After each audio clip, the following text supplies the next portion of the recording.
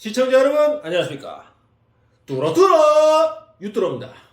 자, 오늘은 장안의 화제라고 하기엔 좀 뭐하지만 아무튼 이슈가 되고 있는 우회전 할 때 횡단보도 어떻게 지나가야 되는가, 뭐 법이 개정이 됐네, 뭐 단속이 심해졌네 라고 말들을 많이 하지만 정확한 건 아직 결정된 건 없고요. 올해 2022년 7월 달부터 단속이 강화된다라는 말이 있습니다. 그것도 물론 7월 달이 돼봐야 알겠지만 현재로서는 그 정도 말이 나오고 있다라는 것만 알아두시길 바라겠습니다. 그럼 여기서 이 말이 왜 나왔느냐, 이걸 한번 따져보면 우리가 우회전 횡단보도 신호등이 들어왔습니다. 모든 운전자들이 대부분 그냥 막 지나갑니다. 사람들이 건너고 있는데도 사람들을 피해서 막 사람 사이로 이렇게 막 지나가는, 뭐 심지어 오토바이들은 뭐 대부분이 그렇고요. 그 다음에 자동차들도 마찬가지입니다. 내가 저 사람과 부딪히지 않겠어 라고 생각이 들면 그냥 지나가죠. 그래서 요즘 큰 차들 있죠, 뭐 덤프트럭 같은 분들이 이 시야적인 측면에서 사람이 잘 안 보이다 보니 무차별적으로 횡단보도를 지나가다 사람을 치는 경우가 요새 들어서 종종 있었습니다. 물론 전에도 가끔씩은 있었죠. 이런 문제들이 점점 발생을 하다 보니 우리가 익히 알고 있던 우회전 통과 방법을 남들도 그렇게 하니 나도 이렇게 하면 되겠지 라고 안일하게 생각하는 경우가 많아졌습니다. 이렇게 많아짐으로써 사망사고도 발생하고 또 부상사고도 많이 발생을 합니다. 원래 있던 우회전 원칙에 따라서 단속을 강화할 테니 여러분도 잘 지켜주시기 바랍니다 라는 메시지를 전달하는 거죠. 대충 제가 말하는 게 무슨 말인지 아시겠죠? 다시 한번 말씀드리면 법이 개정된 게 아니라 원래 있던 법을 가지고 단속을 강화하겠습니다 라는 거죠. 왜냐?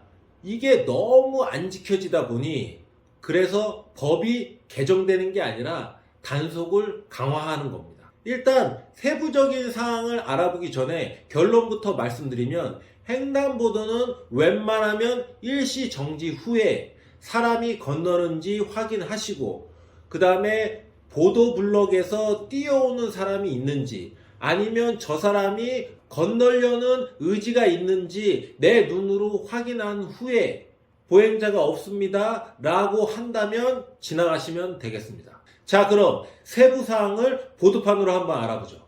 자, 가시죠. 고고! 고고! 자, 첫 번째 상황으로 전방 신호가 빨간색일 때, 전방 신호가 빨간색일 때는 이 첫 번째로 만나는 횡단보도 있죠. 이 신호가 빨강이든 초록이든 무조건 일시 정지하셔야 됩니다. 일시 정지. 여기서 일시 정지는 우리가 알고 있는 서행이 아닙니다. 서행이 아니에요. 바퀴가 완전히 멈춰야 바퀴가 완전히 멈춰야 일시 정지입니다. 전방이 빨간색이다. 그러면 처음으로 만나는 횡단보도 등이 빨강이든 초록이든 상관없이 무조건 일시 정지. 후에 사람이 오는지 안 오는지 확인하시고, 만약에 이 보도블럭에 사람이 있습니다. 이렇게. 그럼 이 사람이 건너려고 하는지 안 하는지까지 확인을 하셔야 돼요. 확인을 하신 후에 지나가시면 되겠습니다. 이렇게. 두 번째, 전방이 초록색일 때. 지금 제가 초록색이 없어서 좀 파란색으로 그렸는데, 일단 전방이 초록색일 때 이 횡단보도는 무조건 빨강이겠죠? 차들이 이렇게 가야 되니까 무조건 빨강이겠죠? 그럼 이쪽 신호만 한번 봐봅시다. 이쪽 신호가 초록일 수도 빨강일 수도 있습니다. 전방이 초록일 때는 일시 정지는 안 하셔도 됩니다. 서행하시면 돼요. 서행하되 보행자를 확인해야 됩니다. 서행을 하면서 이렇게 가겠죠. 근데 여기 보행자가 여기가 초록일 수도 빨강일 수도 있어요. 보행자가 이렇게 간다고 생각을 해보면 일시정지. 보행자가 없습니다. 이 보도블록에도 이렇게 건너려는 사람이 없어요. 그럼 지나가셔도 됩니다.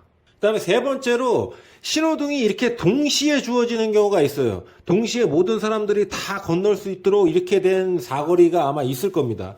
이럴 때 전방이 초록이다 했을 때는 당연히 서행이죠. 서행 후 보행자를 확인하고 가시면 됩니다. 근데 거꾸로 얘기해서 전방이 빨강이다. 전방이 빨강이에요. 그러면 일시정지입니다. 일시정지. 하고 횡단보도 등 확인하고 보행자 확인하고 그러고 가셔야 됩니다. 보통 이렇게 전체적으로 횡단보도 불이 들어오는 경우에는 이쪽에 우회전 신호등이 따로 있습니다. 우회전 신호등. 여기 이렇게 돼가지고 빨강, 주황, 우회전 이런 식으로 이렇게 신호등이 또 따로 있어요. 별도로 이렇게. 요거를 확인하시면 좋습니다. 근데 무조건 확인을 해야 되는데 보통 이런 신호를 못 보시는 경우도 있어요. 하지만 내가 있든 없든 일시정지를 하십시오. 그러면 보입니다. 이 신호등이. 이 신호에 맞춰서 우회전을 하시면 되겠습니다. 그 무슨 말인지 난 잘 모르겠어요. 다시 알려주세요. 뭐 이러시는 분들은 무조건 전방에 횡단보도가 보이죠? 그러면 뭐 신호등이고 뭐고 나발이고 다 상관없이 그냥 일시정지 하십시오. 일시정지. 이 차가 이렇게 일시정지 합니다. 그리고 좌우 뭐 앞, 뒤 다 확인을 하시고 서행으로 넘어가시면 되겠습니다. 아시겠죠? 이러면 이렇게 하시면 일시정지 꼭 하셔야 돼요. 바퀴가 멈추지 않았다. 멈추지 않았다. 라는 게 증명이 되면 무조건 과태료 내셔야 됩니다. 그때 바퀴가 완전히 멈춘 상황에서 확인 두 번씩 이쪽 확인 저쪽 확인 이쪽 확인 저쪽 확인 하시고 나서 서행으로 지나가시면 되겠습니다. 그러면 과태료 낼 일은 없을 거예요. 이 전반적인 내용은 앞에서 설명해 드린 것과 같고요. 이 우회전은 비보기 때문에 만약에라도 일시정지를 한 상태에서 서행을 하다가도 뭐 보행자와 사고가 났다. 그러면 대부분 차가 잘못입니다. 이 우회전은 비보라는 점을 꼭 인지하셔야 됩니다. 나는 서행을 했고 나는 일시정지를 했더라도 보행자와 부딪히면 자동차가 잘못입니다. 그게 지금 현재 법이 그렇게 되어 있고요. 이 약자 보호의 원칙에 의해서 자동차가 무조건 불리합니다. 자동차는 하나의 무기로서 행세를 할 수 있기 때문에 이 맨몸으로 움직이는 보행자와 사고가 나게 되면 보호자를 보호할 의무가 있다라는 게 현재의 법이죠. 근데 역으로 한번 얘기를 해보면 우리가 강자라고 해서 약자를 괴롭히면 안 되지 않습니까? 역으로 얘기해서 약자들도 강자를 괴롭히면 안 돼요. 이 보행자 분들도 아무리 횡단보도 불이 들어왔다고 할지언정 좌우를 한번 보시고 차가 오는지 아니면 오토바이가 오는지 또는 자전거가 오는지 뭐 요새는 많이 타는 킥보드들이 오는지 한번 확인을 하시고 건너셔야 그게 아름다운 사회를 만드는 게 아닐까요? 이렇게 횡단보도만 이렇게 보고 있다가 초록불이 딱 들어오는 순간만 그렇게 나가시는 분들, 이게 진짜 좋지 않은 습관입니다. 이 자동차가 멀리서 이렇게 달려오잖아요. 그럼 자동차들도 멈출 시간을 주셔야죠. 멈출 시간이고 나발이고 그냥 초록불이면 그냥 난 갈 거야 막 이렇게 하시는 분들, 그다음 한 발짝 딱 디뎠는데 자동차가 끽 하고 급브레이크로 섰습니다. 그럼 보행자분 어떻게 합니까? 막 눈을 흘리기죠. 아, 이 자식이 뭐 횡단보도 물이 들어왔는데 뭐 쓰지도 않고 뭐 별 얘기하면서 다 갑니다. 이게 과연 맞는 걸까요? 보행자 분들도 우리가 차에서 내리면 보행자고 우리가 차에 타면 운전자가 되듯이 보행자분들도 운전자의 입장에서 한 번 더 생각해 보시고, 아, 초록불이 바뀌었지만 저 차가 서는지를 한 번 더 보시고, 차가 완전히 섰습니다. 그러면 건너시길 바라겠습니다. 자, 오늘 한 내용을 간단하게 한번 요약을 해보면, 차가 달릴 때 전방에 횡단보도가 나옵니다.